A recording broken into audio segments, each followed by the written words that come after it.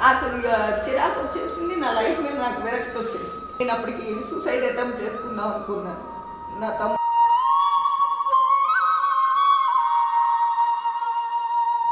Hi అండి. కొన్ని channels వాళ్ళు కావచ్చు అసభ్యకరంగా థంబ్నెయిల్స్ కానీ వీడియోలు వైరల్ చేయడం కానీ అట్లాంటివి ఇప్పుడు సోషల్ మీడియాలో వైరల్ అవుతున్నాయి నార్మల్గా 4-5 డేస్ నుంచి. కొన్ని మీడియాస్ వల్ల కొంతమంది స్వలాభాల కోసం, కొంత డబ్బుల కోసం, పిఆర్పీల కోసం, వాటి కోసం ఇలా ఆడపిల్లల్ని అడ్డం పెట్టుకొని సంపాదించుకోవడం అనేది దౌర్భాగ్యం.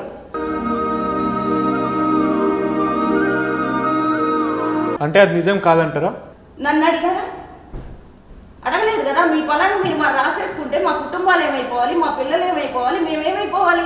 ఆకాశం తాకే నీ ఆక్రందనలు మనసారా వినువారెవరు? అసలు దీని వెల్కాలు ఎవరు ఉంటారు? అసలు ఈ ఫోటో తీసుకోవడానికి ఎందుకు వచ్చారు వాళ్ళు? నీ గుండెల దిగులు సవరించే మనవారెవరు?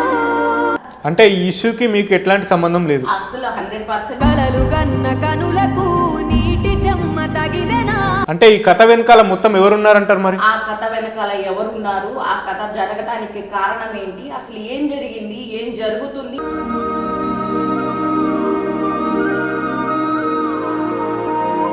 సరే అండి, మరి మీరు సోషల్ మీడియాలో ఫస్ట్ ఆ వీడియో చూసినప్పుడు మీకు ఏమనిపించింది? ఆ థంబ్నెయిల్స్ కానీ ఆ వీడియోలు కానీ చూసినప్పుడు అంటే మీ నోటికి ఎంత వస్తే అంత మాట్లాడేసేస్తారా? నిజాలతో పని లేదా? హైదరాబాద్లో లేడీ డాన్ ఉందా? హైదరాబాద్లో బయటపడ్డ లేడీ డాన్ భాగవతం. ఏ భాగవతం?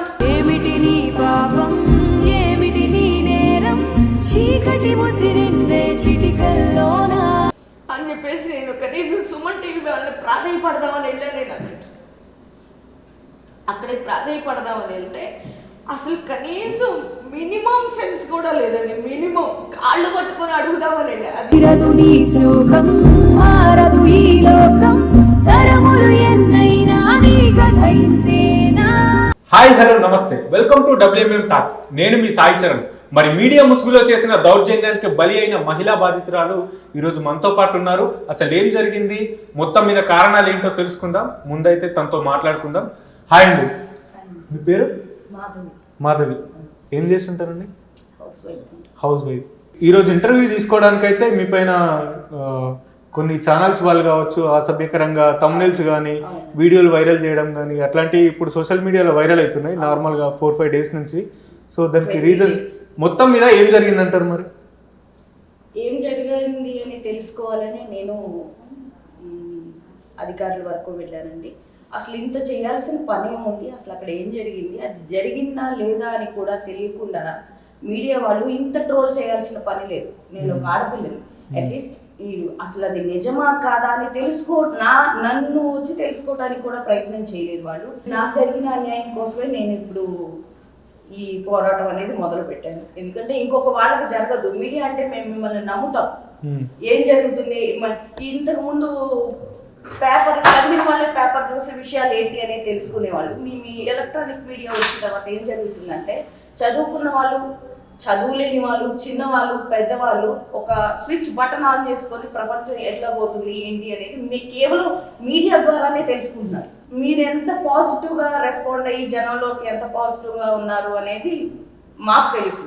అలాంటిది కొన్ని మీడియాస్ వల్ల కొంతమంది స్వలాభాల కోసం, కొంత డబ్బుల కోసం, పిఆర్పీల కోసం, వాటి కోసం ఇలా ఆడపిల్లల్ని అడ్డం పెట్టుకొని సంపాదించుకోవడం అనేది దౌర్భాగ్యం. చాలా దౌర్భాగ్యం. మాకేదైనా బాధ వచ్చింది అంటే మీడియా పూర్వకంగా జనాల్లోకి వెళ్ళాలి, మాకు వాళ్ళు న్యాయం చేస్తారు అని చెప్పేసి చెప్పుకునే రోజులు పోయి ఒక చిన్న కంటెంట్ దొరికితే దాన్ని పట్టుకొని ఎంత విచ్చలవిడిగా మా బట్టలోడు తీసి ఇలా రోడ్ల మీద నిలబెట్టి, టీవీల్లో నిలబెట్టి, చేతులు ప్రతి ఫోన్ ఈ విషయం ఇప్పుడు నేను చేశానా చేయలేదా అన్నది ఎవరికి తెలియదు. టు బి ఫ్రాంక్, పోలీసులు చెప్పాలి. పోలీసులు అనేది లేకుండా వాళ్ళందరికి వాళ్ళే ఇలా ప్రతి టీవీకి ప్రతి ఫోన్కి పంపించేసి ఒక ఫోటో ఆధారంగా ఎలా చేస్తారని మీరు ఇవి చేయాల్సిన అవసరం ఏముంది? ఇలా ఆడపిల్లల మీద కనీసం ఎవరన్నా వచ్చి ఇది నిజమా కాదా అని పోలీసులు తెలుసుకున్నారా? పోలీసులు చెప్పారా మీకు? నన్ను అడిగారా?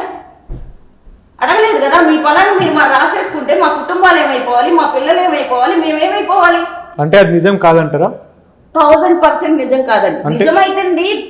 నిజమైతే పోలీసులే ప్రెస్ మీట్ పెట్టేవాళ్ళు, ఇలా జరిగింది అనేవాళ్ళు, మీడియా మీడియా అంటే ప్రశ్న పిలిచి చెప్పేవాళ్ళు కదా పోలీసులు అంటే చెప్పేవాళ్ళు. చాలా మంది జనాలు ఉన్నారు, మిమ్మల్ని టార్గెట్ చేయడానికి గల కారణం ఏంటంటారు? So, అదే ఇప్పుడు నేను అడుగుతుంది. చాలా నాకు అసలు గేమ్ ఆడటం రాదు, అది నా ఫ్యామిలీకి తెలుసు, నేను తెలిసిన ప్రతి ఒక్కరికి తెలుసు. నాకు ఆ గేమ్ అనేది రాదు అసలు. అది చాలా నా హాస్యాస్పదంగా ఉంది. నేను పేకాట ఆడాను అంటే నా తల్లిదండ్రులకి, నా భర్తకి, నా కుటుంబంలో ప్రతి ఎవ్రీవన్, నా ఫ్రెండ్స్ అన్న వాళ్ళ ప్రతి ఒక్కరికి తెలిసి నాకు పేకాట ఆడటం రాదు. అదొక ప్రైవేట్ పార్టీ జరుగుతున్నప్పుడు ఎందుకు ఆ పోలీసులు 10:30 ఆ టైంలో వచ్చారు? ఎందుకు అంత రూడ్గా మాట్లాడారు? ఒక ఆడపిల్లని కూడా లేకుండా వాంటెడ్గా ఎందుకు నన్ను అట్లా టార్గెట్ చేశారు? అంటే ఏమని మాట్లాడారు? అది వల్గర్గా అండి. ఏమని అంటే టూ మచ్గా. ఇంట్లో నా ఫ్యామిలీ ఉంది, నా చెల్లెలు ఉంది, నా తమ్ముడు ఉన్నాడు, అందరం ఉన్నాం. అందులో అదేదో ప్రైవేట్ గానో ఎవరికి తెలియకుండానో చేస్తున్నది కాదు. ఇప్పుడు వచ్చిన నా ఫ్రెండ్స్ ఎవరైతే ఉన్నారో వాళ్ళు రియల్ ఎస్టేట్ కి సంబంధించిన వాళ్ళు. యాక్చువల్గా అది సండే జరగాల్సిన పార్టీ, సండే జరగాల్సింది మండేకి పోస్ట్ పోన్ అయింది. అందరూ రావటం కూడా నా అపార్ట్మెంట్ సీసీ కెమెరాలో ఉంటుంది. ఈవినింగ్ 5కి 6కి అట్లా 4కి వచ్చారు. అందరూ కలిసి మాట్లాడుకున్నాం. ఆ రోజు ఇన్వైట్ చేయటం కూడా మా సిస్టర్ వాళ్ళు కొత్త ఇల్లు తీసుకున్నారు అక్కడ ఇంట్లోకి. ఆ ఇల్లు సర్దుకోవడానికి వెళ్ళాం. సడన్గా మాకు తెలిసిన ఫ్యామిలీ ఫ్రెండ్ ఒక ఆయన రెడ్డి గారు ఫోన్ చేసి, మేడం గారు ఎక్కడ ఉన్నారు, ఏం చేస్తున్నారంటే ఇట్లా ఇల్లు సర్దుకుంటున్నామని చెప్పాము. సరేనండి, కొత్త ఇంటి దగ్గర ఉన్నారు కదా, ఎండగా ఉంది, సరే వస్తున్నానని చెప్పేసి వచ్చారు. ఆయన ద్వారా ఇంకొకళ్ళు అట్లా వచ్చారు అంతే. అంతకుమించి అదేదో పెద్ద గేమ్ యాక్ట్, అదేదో డాన్. ఇప్పుడు మీరు చెప్పారు కదా, అంటే ఇంట్లో ఏదో చిన్న పార్టీ లేదా ఫంక్షన్ లాగా జరిగితే చిన్న పార్టీ. నేను ఒకటి అడుగుతున్నా మిమ్మల్ని, మీరు ఇంత ఎలాబరేట్ చేశారు కదా. మరి పోలీసులు వచ్చారన్నారు కదండి, మరి పోలీసులు వచ్చినప్పుడు కార్డ్స్ ఇట్లా వాళ్ళకి మన దొరికినాయా? ఆడుకోలేదని చెప్పట్లా, ఆడుకుని 2 గంటలు అయిపోయింది. ఇప్పుడు నా ఇంట్లో కార్డ్స్ ఉంటాయండి, నా పిల్లలు ఆడుకుంటారు, నా తమ్ముళ్ళు ఆడుకుంటారు. వచ్చినప్పుడు వీళ్ళు కూడా ఇంట్లో ఆడుకుంటారు. ప్రతి ఇంట్లో కార్డ్స్ ఉంటాం. అదేం నేరం ఘోరం గంజాయి డ్రగ్స్ ఏం కాదు. ఇప్పుడు ఇంట్లో కార్డ్స్ ఉండొచ్చు, దాన్ని డబ్బుల కోసం దందాలుగా ఆడకూడదు. ఇప్పుడు ఎవరు లేదో చెక్ చేయండి. అది మాకు ఇష్టం కార్డ్స్ ఆడుకోవటం, నా పిల్లలు ఆడుకుంటారు. That is not crime. అది క్రైమ్ ఏం కాదు. వీళ్ళు దాన్ని డిస్ప్లే మీద అసలు ఎక్కడో, అంటే మీ రిలేటివ్స్ తప్ప వేరే వాళ్ళు వచ్చింది అయితే లేదు ఇక్కడ. రిలేటివ్స్ కాదండి, నా ఇంట్లో నా ఫ్యామిలీ ఉన్నారు, నా ఫ్రెండ్స్ ఉన్నారు. ఫ్రెండ్స్ కూడా ఎంత వల్గారిటీ అండి. అందులో ఒక 3-4 మెంబర్స్ ఎవరు అనేది నాకు తెలియదు. నాకు తెలిసిన వాళ్ళకి ద్వారా వచ్చారు వాళ్ళు. ఎంత చండాలం అంటే అందులో పాపం 70 ఏళ్ల వాళ్ళు, 60 ఏళ్ల వాళ్ళు, పెద్దవాళ్ళు, అంకుల్స్ ఉన్నారు. నేను చూసిన వీడియోలో వాళ్ళు ఒక 5-6 మెంబర్స్ ఉన్నారు, పెద్దవాళ్ళు పక్కన మీరు ఉన్నారు. పెద్దవాళ్ళు మరి ఆట ఆడిపిస్తూ ఒక్కరికి 1 hour కి 1000 రూపీస్ అట్లా తీసుకుంటారని చెప్పేసి వాళ్ళు పోలీసులు అంటూ వచ్చిన వ్యక్తులు ఎవరైతే ఉన్నారో వాళ్ళు డోర్ లో నుంచి వీడియో తీసుకుంటూ వచ్చారు. SOT వాళ్ళు డోర్లో నుంచి వీడియో తీసుకుంటూ వచ్చినప్పుడు వీడియో ఎక్కడి నుంచి ఏది రివీల్ అవ్వాలి? డోర్లో నుంచి వచ్చిందే రివీల్ అవ్వాలి. డోర్లోంచి ఏదైతే తీసుకుంటూ వస్తున్నారో అదే కదా నిజం. అప్పుడు మేమందరం హాల్లోనే ఉన్నాము, మా తమ్ముడు డోర్ దగ్గరే ఉన్నాడు, అందరం అక్కడ ఇంట్లో రకరకాలుగా కూర్చుని ఉన్నాం. మేము టేబుల్ దగ్గర ఆడట్లేదు, ఏమీ లేదు. వీళ్ళని అసలు మెడబట్టుకొని తోసుకుంటూ రూమ్లోకి తీసుకెళ్ళి, ఎంత అంటే వీళ్ళు పెద్దవాళ్ళేమో వీళ్ళతో ఇలా రూడ్గా బిహేవ్ చేయకూడదు అని కూడా లేకుండా వల్గర్గా ఒక అధికారి చేశాడండి అక్కడ హంగామా. ఎంత వల్గర్గా బిహేవ్ చేశాడు. అంటే చట్టం మీకు ఎట్లాంటి న్యాయం చేసింది అంటారు? చట్టం న్యాయం చేస్తుందనే వెళ్ళామండి మేము. ఇప్పుడు నేను సిపి గారిని వెళ్ళి కలిసాను, ఇంకా వారు చెప్పిన అధికారులను కూడా కలిసాం. మేము జరిగిన విషయాన్ని నేను చెప్పాను, నాకు జరిగిన అన్యాయం చెప్పాను. దానికి వాళ్ళు కూడా స్పందించారు. అసలు ఎందుకు ఇలా వచ్చారు, నన్ను ఎందుకు టార్గెట్ చేశారు, ఇంట్లో జరుగుతున్న పార్టీని ఇంత అసభ్యంగా జనాలకి తీసుకెళ్ళడానికి కారణం ఏంటి, ఇవన్నీ వాళ్ళు త్వరలోనే చెప్తారండి. ఇది అసలు యాక్చువల్గా అసలు ఈ ఫోటో ఎందుకు బయటకు వచ్చింది, అసలు దీని వెనకాల ఎవరు ఉంటారు, అసలు ఈ ఫోటో తీసుకోవడానికే ఎందుకు వచ్చారు వాళ్ళు? ఈ ఫోటో కన్నా ముందు నా ఇంట్లో జరిగిన విషయం ఉంటది కదా, నా ఇంట్లో. అంటే మీ గెస్ట్ ప్రకారం ఇక్కడికి రావాలంటే మీకు తెలిసిన వాళ్ళు సంబంధించే ఇక్కడికి రావాలన్నా మీతో లేదు. ఇప్పుడు ఈ ఇల్లండి 6-7 months అవుతుంది నేను ఇంట్లోకి వచ్చి. నా ఇల్లని నేను అతి తక్కువ మందికి తెలుస్తుంది ఈ ఇంట్లో నేను ఉంటున్నాను అని చెప్పేసి. ఏప్రిల్ 15 నేను దాన్ని అగ్రిమెంట్ చేశాను నా చెల్లెల కోసం. ఏప్రిల్ 20 నాకు హ్యాండ్ ఓవర్ చేశారు. ఏప్రిల్ 29 ఇష్యూ జరిగింది. వారం రోజుల్లో దాంట్లో కొన్ని నెలలుగా నేను దందా నడుపుతున్నానని, కొన్ని ఇదే నా కార్యక్రమం అని, మోసం చేస్తున్నానని, బడాబాబులని ఏంటదంతా. అంటే ఈ ఇష్యూకి మీకు ఎట్లాంటి సంబంధం లేదు? అసలు 100% పార్టీ జరిగింది నా ఇంట్లోనే, వచ్చింది నా ఇంటికే. ఈ పేకాట హడావుడి ఇది రైట్, పేకాట ఆడుకున్నారు అనుకుందాం, ఆడుకుంటే ఫైన్ వేయండి, కోర్టుకి వెళ్తాం, మేము దాన్ని ఫైన్ కట్టుకుంటాం, వచ్చేస్తాం. కనీసం ఎఫ్ఐఆర్లో మీరు చూస్తే ఎఫ్ఐఆర్లో కనీసం ఇది క్రైమ్ అని కూడా లేదు. ఎఫ్ఐఆర్ చూస్తే ఇందులో కనీసం క్రైమ్ అని కూడా లేదు.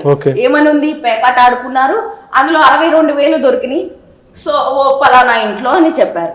సరే, ఇక్కడ మీరు ఇంకో విషయం అర్థం చేసుకోవాల్సింది ఏంటంటే 10 మంది ఉన్నారు, పెద్ద పెద్ద బడాబాబులు వచ్చారు అని చెప్తున్నారు.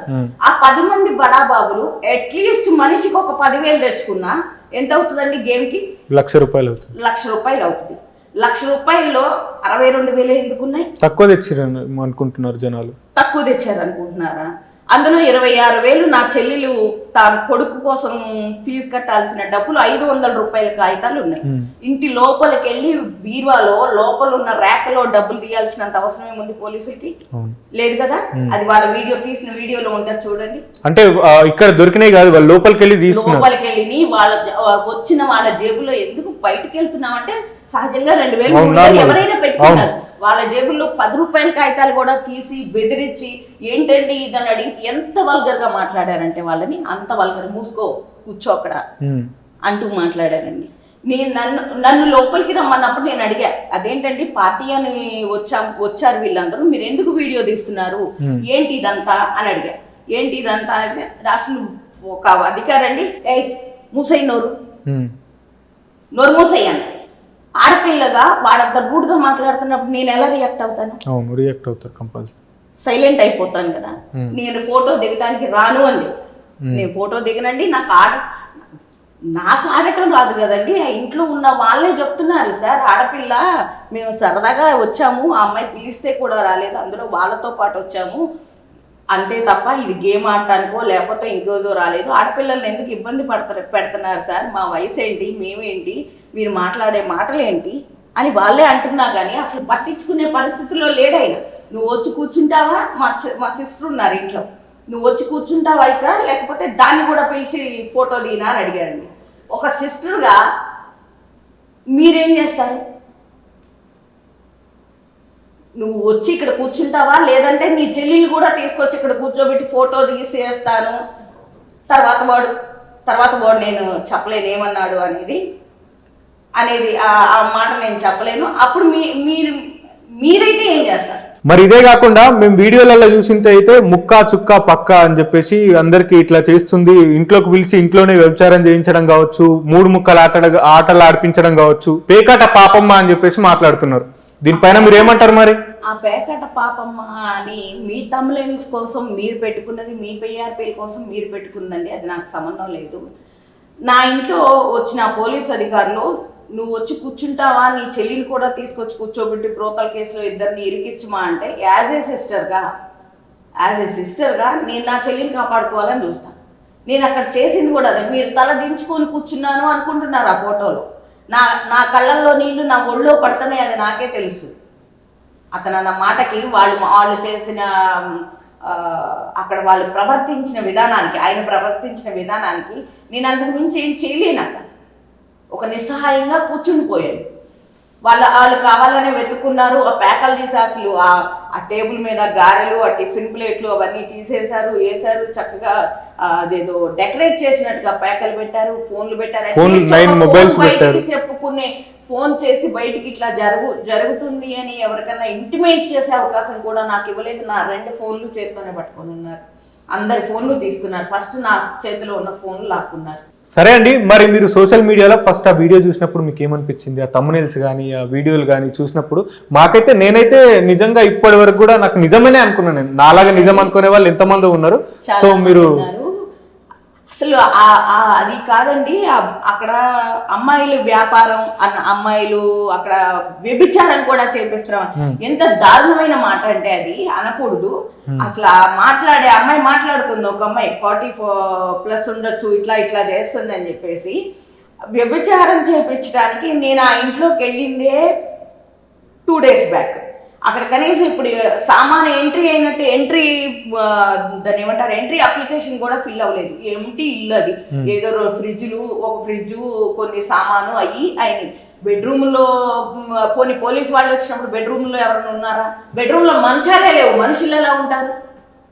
బెడ్రూమ్లో మంచాలు ఉండాలి కదా, మనుషులు ఉండాలి అంటే మీ నోటికి ఎంత వస్తే అంత మాట్లాడేసేస్తారా? నిజాలతో పని లేదా?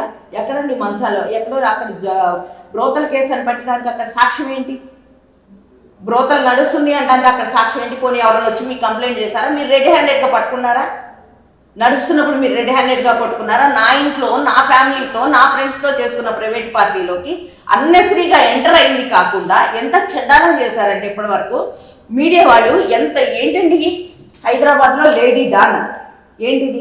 లేడీ డాన్ అంటే నాకెక్కడ దీన్ని ఏమంటారు, రౌడీ షీట్ ఓపెన్ చేశారు మీరు? ఎవరిని ఓపెన్ చేశారా? ఎక్కడన్నా ఉందా? హైదరాబాద్లో బయటపడ్డ లేడీ డాన్ భాగవతం. ఏ భాగవతం?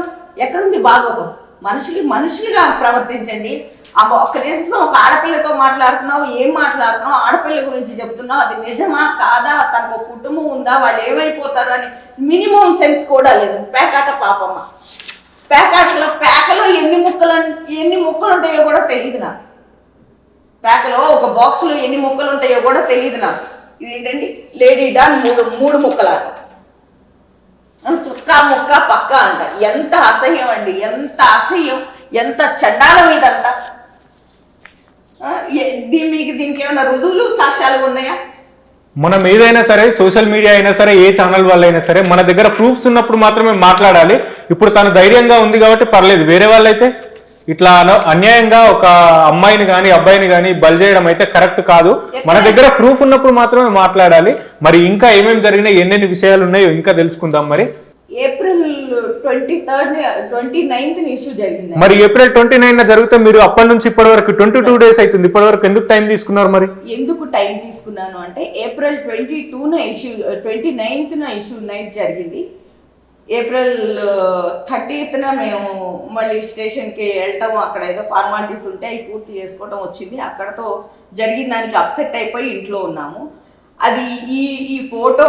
మీరు ఇంట్లో ఎంతమంది ఉంటారు? మరి నేను, నా పిల్లలు, నా సిస్టర్ ఉన్నారు, నా తమ్ముళ్ళు ఉంటారు, అందరూ ఉంటాము ఇంట్లో. అక్కడ పిల్లలు ఉన్నారు, సిస్టర్స్ ఉన్నారు అని చెప్తున్నారు. పిల్లల ముందు అట్లా ఒకవేళ చేసేవాళ్ళు కూడా ఫ్యామిలీ ముందు చేయరు. అట్లాంటిది అట్లా అనడం కూడా, అట్లా పబ్లిక్ చేయడం కూడా కరెక్ట్ కాదు. మే ఫస్ట్న పొద్దున్నే సుమన్ టీవీ ఇది చూసామండి. ఎంత బాధేసిపోయిందంటే నేను అసలు భరించలేకపోయా. తమిళన్స్ కానీ అది కానీ అసలు కంటిన్యూషన్గా యూట్యూబ్లో అట్లా రన్ అవుతూనే ఉంది. నేను వేరేగా ట్రై చేశానంటే ఇది ఆపండి, ఇది కరెక్ట్ కాదు, ఇది నిజం కాదు, పోలీసులు వాళ్ళు ఇచ్చింది ఇది కాదు అని చెప్పేసి ఆపడానికి ఎంత ట్రై చేసినా నా వల్ల అవ్వలేదు. మళ్ళీ మధ్యలో నా బ్రదర్ ద్వారా ఫోన్ చేయించాను. అంటే మీరు ఆ ఛానల్ వాళ్ళని దేనికోసం అని ఆశ్రయించారు? అది నిజం కాదు కదండి. అది నిజమైతే నేను సైలెంట్ గా ఇంట్లో ఉండిపోయేదాన్ని. అంటే వాళ్ళు ఏమైనా హెల్ప్ చేస్తారని దొరికిపోయాము అన్నట్టుగా ఉండిపోయేది. నిజం కాని విషయాన్ని అంత కాన్ఫిడెంట్ గా 4 తమిళన్స్ యాడ్ చేసి మీ పిఆర్పీల కోసం నా జీవితం అట్లా ఆగం చేస్తారు దానికోసం అని చెప్పేసి నేను వేరే వాళ్ళ ద్వారా ఫోన్ చేపిస్తే సిఇఓ గారంట ఆవిడ పిఆర్పీ ఎక్కువ వస్తుంది, తీయటానికి కుదరదు అని చెప్పేసప్పటికి నేను సైలెంట్ అయిపోయాను. నేను ఒక నార్మల్ సాధారణమైన అమ్మాయిని. నేను యూట్యూబ్ అవి చూస్తున్నప్పుడు ఆడవాళ్ళకి ఫేవర్గా ఉంటారు అని చెప్పేసి ఒక లేడీని చూస్తుంది. నేను ఆవిడని అప్రోచ్ అవుదాం అనుకున్నా. ఆవిడ నెంబర్ దొరకలేదు. ఇది ఇట్లా సాగుతూనే ఉంది. నాకు చిరాకు వచ్చేసింది, నా లైఫ్ మీద నాకు విరక్తి వచ్చేసింది. అంటే చెయ్యని దానికి ఇంత చేయాల్సినంత అవసరం లేదు కదా అని చెప్పేసి ఇక నేను అప్పటికి సూసైడ్ అటెంప్ట్ చేసుకుందాం అనుకున్నాను. నా తమ్ముడు ఉన్నారు, నా చెల్లెలు ఉంది. నేను హ్యాంగ్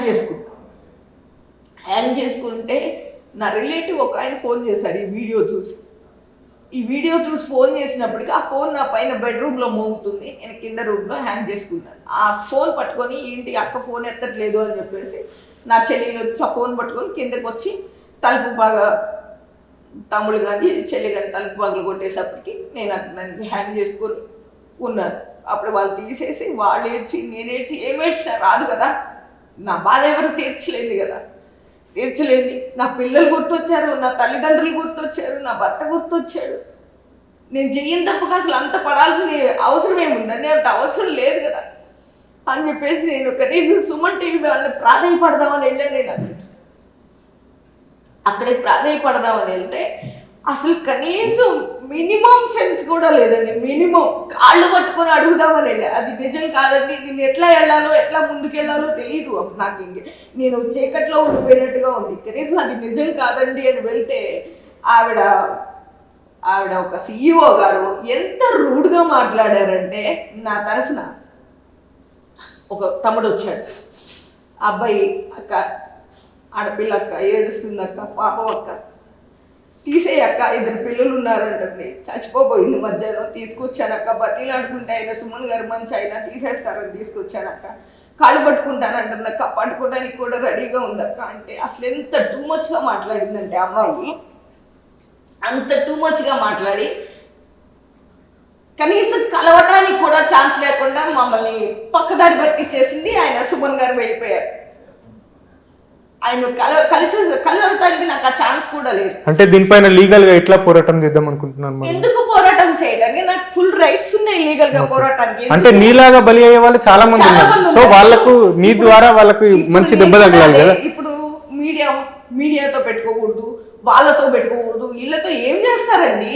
ఏం చేస్తారు? పోవాల్సిన పరువు అంతా మీకు తెలియకుండా పోగొట్టేశారు. నేను ఇంటింటికి వెళ్ళి చెప్పుకోగలను అయితేని చెప్పుకోలేను కదా. నాకు జరిగింది 50% న్యాయం అనుకుంటారు, 50% చేసే ఉంటుంది అనుకుంటారు కదా. ఎంతమందికి సాక్ష్యాలు రుజువులు ఇప్పించగలను నేను? ఎంతమందిని తీసుకొచ్చి ఒప్పించగలను నేను? కనీసం ఎఫ్ఐఆర్లో లేని విషయాన్ని ఈవిడెవరు అసలు? దీని కర్త కర్మ క్రియ మొత్తం ఆవిడ దగ్గర అన్ని ప్రూఫ్స్ ఉన్నాయట. ఆవిడ దగ్గర ఏదైతే ఉందో నా దగ్గర ప్రూఫ్స్ అన్నీ ఉన్నాయి. నేను దీనికి పూర్తి బాధ్యత నేనే అని చెప్తున్నాను. ఒక్క నిమిషం. పూర్తి అథారిటీ, పూర్తి బాధ్యత నేనే అని చెప్తున్నారు. ఎలా మరి ఆవిడ దగ్గర ఏం రుజువులు ఉన్నాయో, ఆవిడ దగ్గర అంత ప్రూఫ్స్ ఏమున్నాయో నేను అందుకనే మీడియా పూర్వకంగా అడుగుతున్నా. మీరు తీసుకొచ్చిన చూపించండి.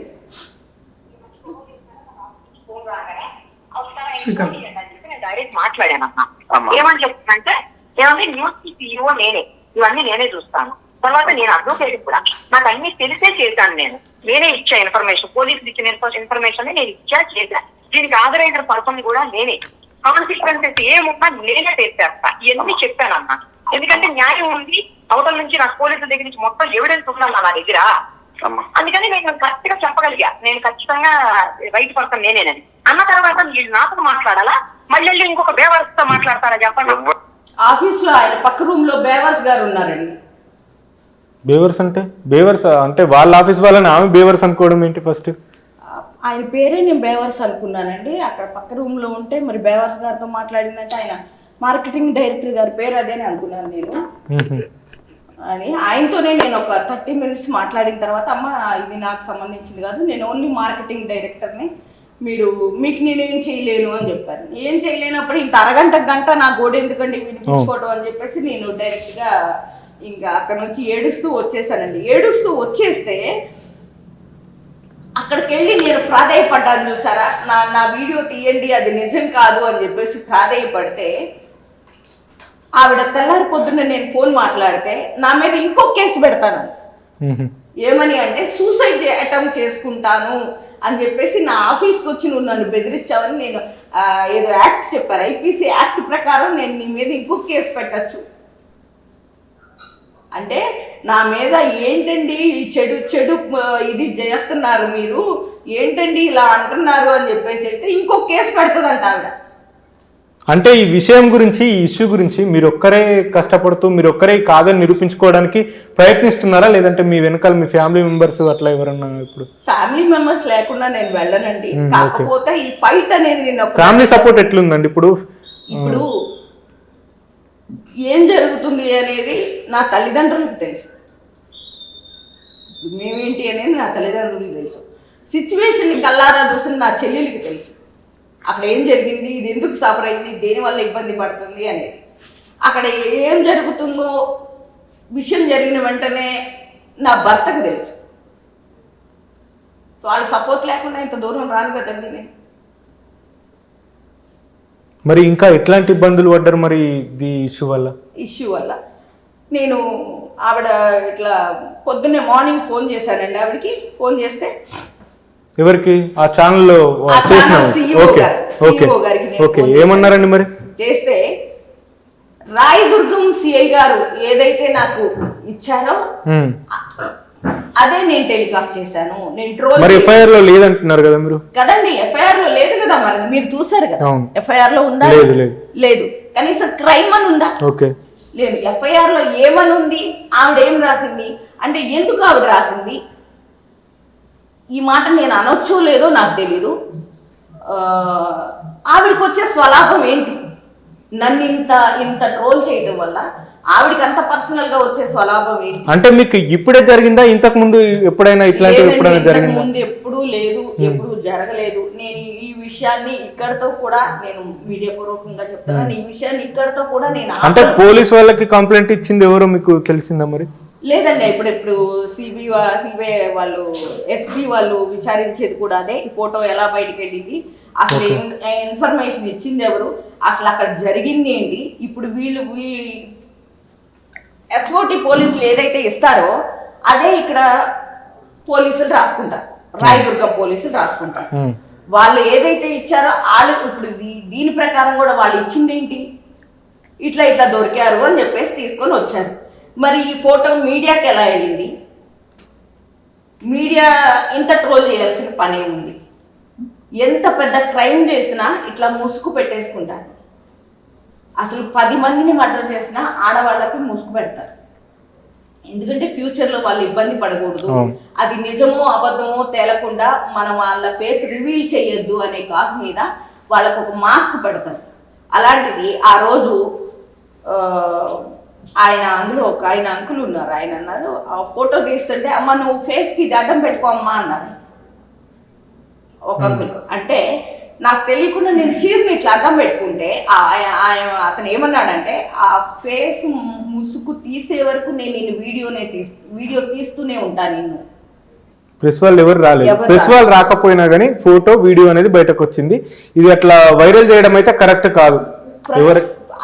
అది ఎలా వచ్చింది అనేది చెప్పాల్సింది పోలీసులేను. పోనీ ఆ ప్రెస్ వాళ్ళు వేరే ఛానల్ వాళ్ళు మీ గురించి అట్లా మాట్లాడారు కదా, పోనీ వాళ్ళు వచ్చి మీతో డైరెక్ట్ గా మాట్లాడారు? లేదండి, నేను మాట్లాడటానికి వెళ్తేనే నేను మాట్లాడాలి అని వెళ్తేనే వెళ్ళటం మీన్స్ ఫోన్ లో కాంటాక్ట్ అయితేనే వాళ్ళు ఎలా మాట్లాడారు అనేది మీరే విన్నారు. పోలీసులు వాళ్ళు ఇచ్చిందే నేను చేశాను అన్నారు. పూర్తి బాధ్యత నాదే అన్నారు. మరి ఆవిడ ఎందుకు పూర్తి బాధ్యత? ఆవిడకి నాకు ఉన్న ఇదేంటి, నేను యూట్యూబ్ లో వాటిలో చూడటం తప్ప నేను ఇప్పటి వరకు ఆవిడ చూసింది లేదు. ఫస్ట్ టైం నా ఇష్యూ వల్ల మాట్లాడాను నేను. అలా మాట్లాడుతున్నారు. ఫైనల్ గా ఇది చెప్పాలి, అమ్మ నాది డిలీట్ చేయండి అని నేను అడిగితే ఇంకొక బ్రదర్ ద్వారా అడిగిస్తే ఆవిడ ఏం చెప్పారంటే, మీరు వచ్చి ఇప్పుడు మామూలుగా అయితే నేను ఒక ఇంటర్వ్యూకి 2 lakhs ఛార్జ్ చేస్తాను, మీకోసం నేను ఫ్రీగా చేస్తాను, మీరు వచ్చి ఇప్పుడు ఏడుస్తూ పోలీసులదే తప్పు అని చెప్పేసి ఇంకొక ఇంటర్వ్యూ ఇవ్వండి, దాన్ని ఒక 2 రోజులు దీన్ని ఒక 2 రోజులు కంటిన్యూ చేసి 2 కలిపి 3వ రోజు తీసేస్తాను. ఆవిడ నాకు ఆఫర్ కూడా ఇచ్చారండి. అంటే డబ్బులకు విలువ ఉందా, న్యాయానికి విలువ ఉందా ఇక్కడ? అంటే ఎట్లా అయిపోయింది అంటే ఆవిడే కొట్టి ఆవిడే మందు రాస్తాను రా అని చెప్పేసి పిలుస్తుంది. బలైపోయేది ఎవరు? నేను. ఓకే, మరి చెయ్యని తప్పుకి మీ ఇంట్లో వాళ్ళు కానీ, మీ హస్బెండ్ కానీ, మీ పిల్లలు కానీ, మీ పేరెంట్స్ కానీ ఎట్లా అనుకుంటున్నారు? నేను ఈ పోరాటం చేసేది కూడా వాళ్ళ కోసమేనండి. ఓకే. ఎందుకంటే నా తల్లిదండ్రులకి ఇప్పటికి 70 ఏళ్ళు వచ్చినాయి. వాళ్ళు స్టిల్ ఇప్పుడు కూడా కష్టపడి బ్రతుకుతున్నారు. అంటే ఈ వయసులో కూడా కష్టపడి వాళ్ళు పని చేసుకుంటూ గౌరవంగా బతుకుతుంటే ఈ ఒక్క ఇష్యూ వల్ల వాళ్ళకి ఎంత ప్రాబ్లం అవుతుంది, ఏమవుతుంది అనేది నాకే తెలుసు. పల్లెటూరు అండి అది. నలుగురు నాన్న మాట్లాడతారు, అది నిజమా అబద్ధమా అనేది కూడా తెలియదు. యాక్చువల్గా నాకు అనిపించింది ఆ రోజు నేను చచ్చిపోయి ఉంటే తప్పు చేసిందేమో చచ్చిపోయింది అనుకునేవాళ్ళు. కానీ అది కాదు. మళ్ళీ ఇది వీళ్ళు ఉండే ఈ 15 ఏళ్ళు వీళ్ళందరినీ భరిస్తూ బతకాలి. ఇప్పుడు ఏదైతే వచ్చిందో సోకాల్ వాళ్ళ అమ్మ ఇట్లా చేసింది అని తర్వాత బ్రతికే నా పిల్లలు ఇది మేనేసుకునే బ్రతకాలి.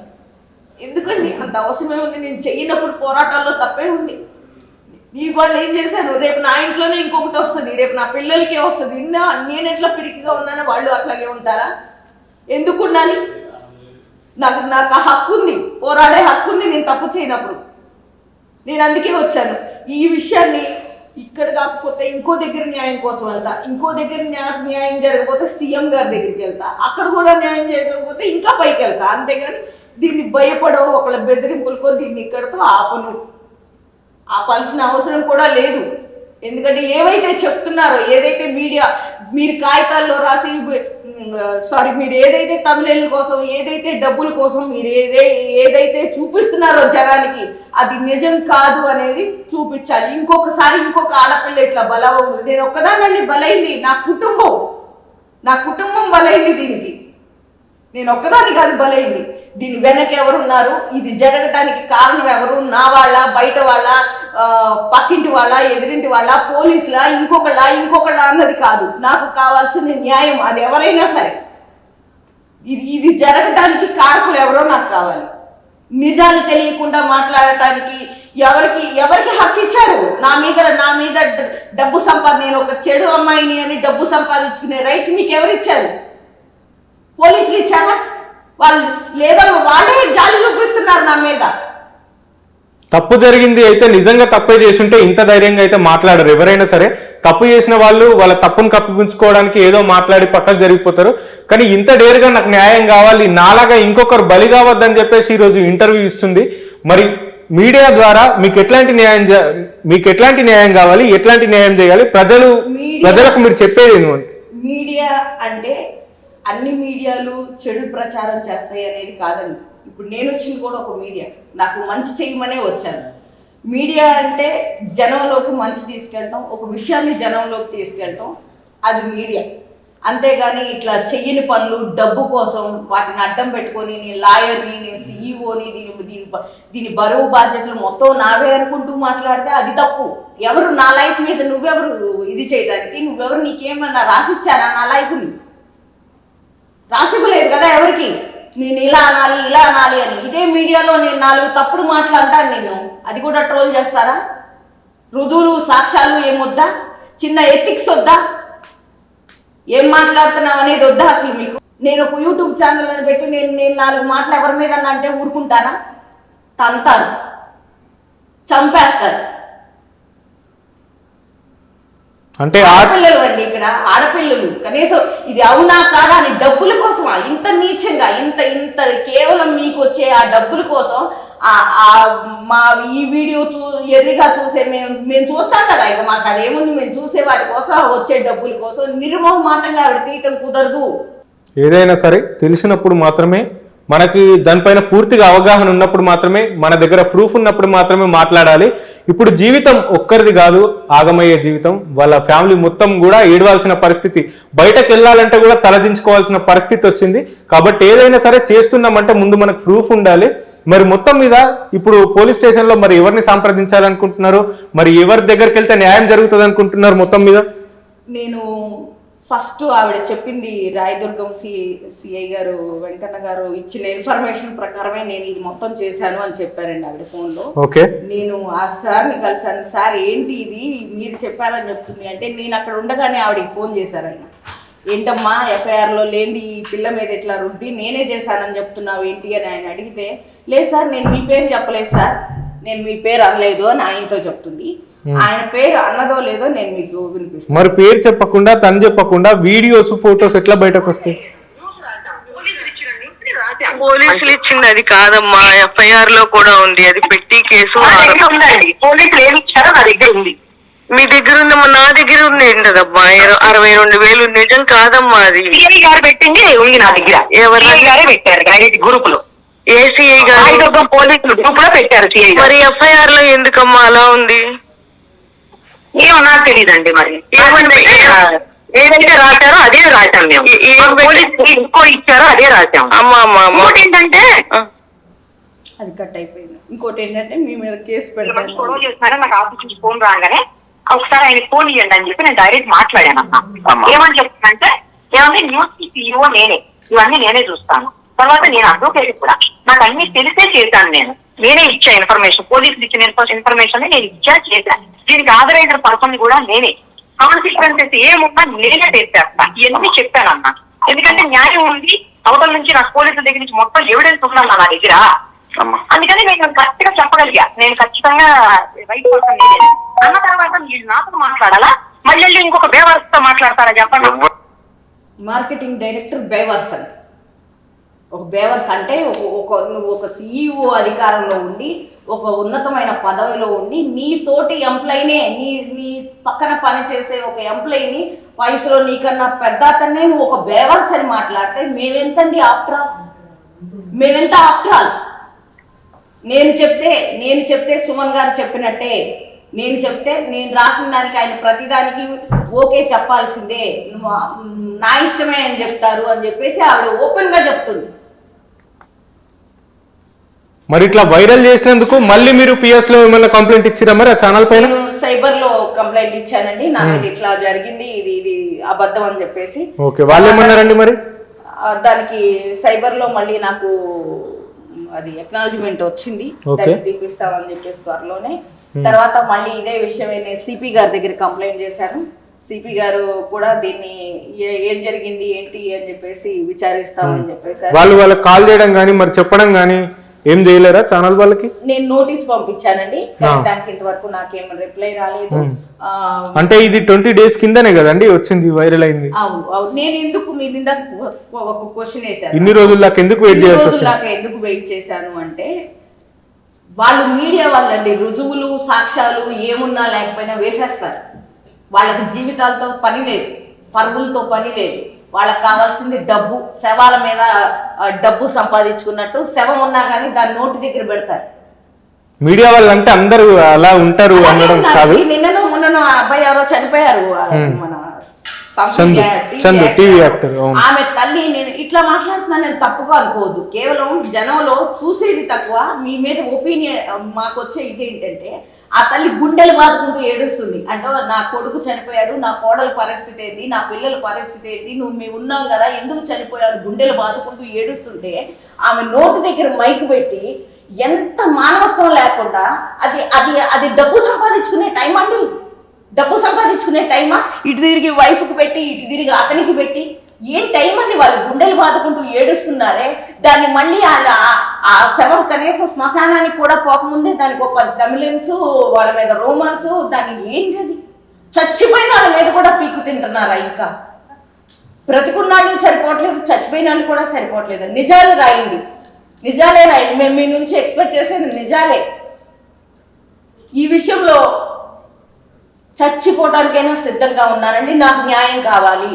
దీన్ని ఎంత దూరమైనా వెళ్తాను, చంపేస్తారా చంపేయండి, కానీ నాకు న్యాయమే కావాలి.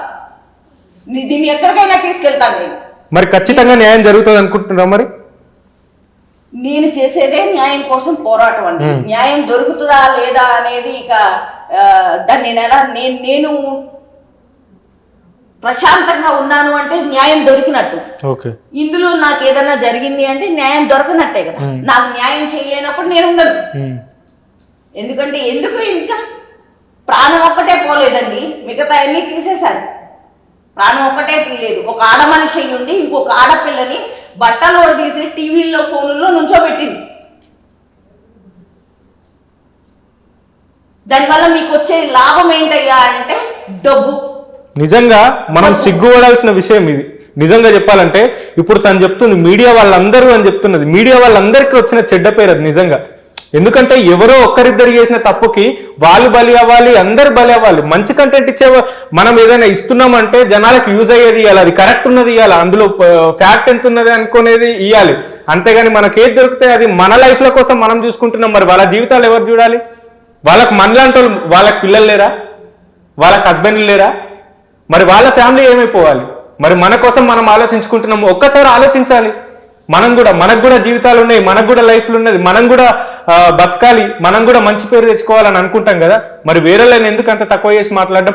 తప్పు చేసిండ్రు అని అంటే ఖచ్చితంగా మనం డిమాండ్ చేసి మాట్లాడొచ్చు, నిలదీయొచ్చు. కానీ తప్పు చేయని వాళ్ళని మాత్రం నిజాలు తెలుసుకోకుండా అట్లా పబ్లిష్ చేయడం అయితే కరెక్ట్ కాదు. ప్రతి ఒక్కరింట్లో ఆడపిల్లలు ఉంటారు, ప్రతి ఒక్కరింట్లో అందరు ఉంటారు. చాలా మంది కూడా తప్పులు చేసిన వాళ్ళని దాచిపెట్టుకుంటారు కానీ ఎవరు కూడా బయటకు చెప్పుకోరు. అట్లాంటిది నేను తప్పు చేయలేను, కంపల్సరీ నాకు న్యాయం కావాలని చెప్పేసి అంత ధైర్యంగా మాట్లాడుతుంటాను. సో తనకు ఖచ్చితంగా మీడియా వాళ్ళందరూ చూస్తున్నారు కదా, మరి చూసే వ్యూవర్స్ అందరూ కూడా నేను చెప్పేది ఏంటంటే, తప్పు చేసేది ఒక్కరైతే నిందలు పడేది ఒక్కరు ఉంటారు. తప్పు చేసిన వాళ్ళే హ్యాపీగా ఉంటారు. నిజానికి ఏ తప్పు చేయని వాళ్ళే మధ్యలో ఆగమైపోతారు. తప్పు చేసిన న్యాయస్థానాలు ఉన్నాయండి, పోలీస్ స్టేషన్లు ఉన్నాయి, కోర్టులు ఉన్నాయి. శిక్షలు వాళ్ళు వేసేది మీరు కాదు. పోలీస్ స్టేషన్లు ఎందుకున్నది, న్యాయస్థానాలు ఎందుకున్నది? తప్పులు ఏమన్నా చేస్తే తప్పులు వాళ్ళు చూసుకుంటారు. మీరెవరండి ఇలా వెంటబడటానికి? మీరెవరు ఇలా ఉన్నది లేనిది రాయటానికి? నేను మీడియా పూర్వకంగా అందరికీ తెలియజేసేది ఒకటే, నిజాలు రాయండి, నిజాలు మాత్రమే రాయండి. ఇలా ఒకళ్ళ ఉసురు, ఆడపిల్లల ఉసురు అసలు మీరు పోసుకోవద్దు.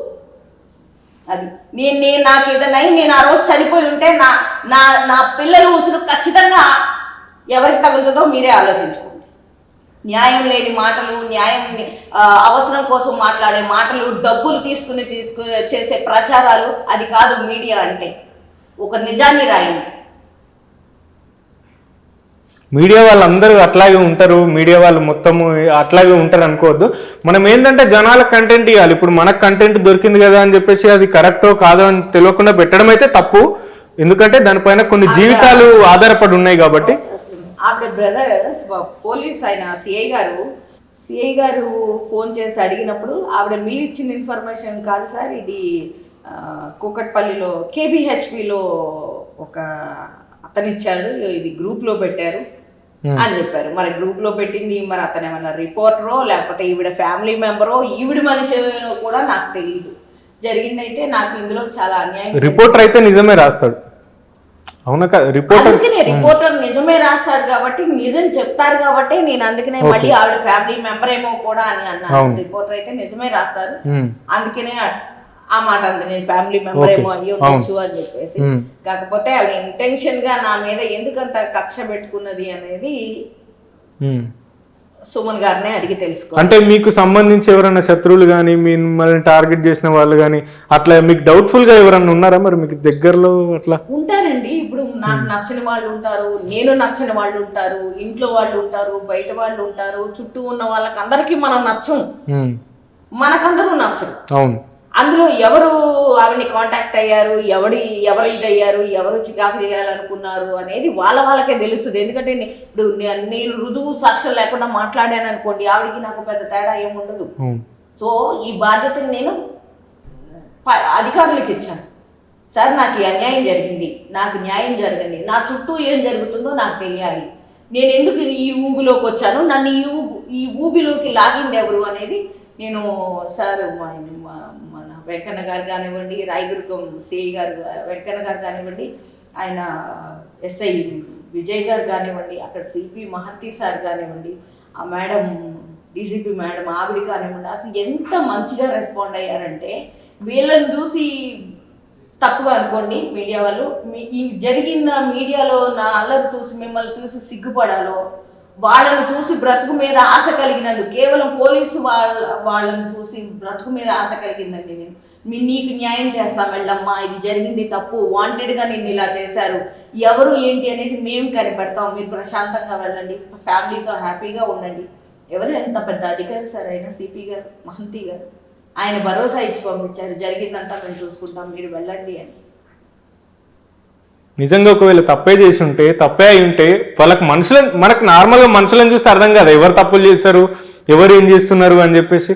సో అట్లా మనం ఏదైనా సరే ఖచ్చితంగా మీకు న్యాయం జరుగుతుంది, మీరు భయపడొద్దు, వెనకడుగు వేయొద్దు. మాలాంటి మీడియాలు అంటే మీడియా వాళ్ళందరూ కాదు, మాలాంటి వాళ్ళు కూడా ఉన్నారు, మీలాంటి వాళ్ళకి న్యాయం ఖచ్చితంగా జరుగుతుంది, జనాలందరికీ కూడా తెలుస్తుంది. కాబట్టి ఇట్లాంటి మంచి మంచి విషయాలు, మంచి మంచి నిజాలను మీకు అందించడానికే WMM టాక్స్ అయితే ఉంది. మరి థ్యాంక్ యూ, చూస్తూనే ఉండండి WMM టాక్స్. మరి ఎట్లాంటి న్యాయం అయితే బాగుంటుందో కింద కామెంట్ రూపంలో తెలియజేయండి. థ్యాంక్ యూ అమ్మా.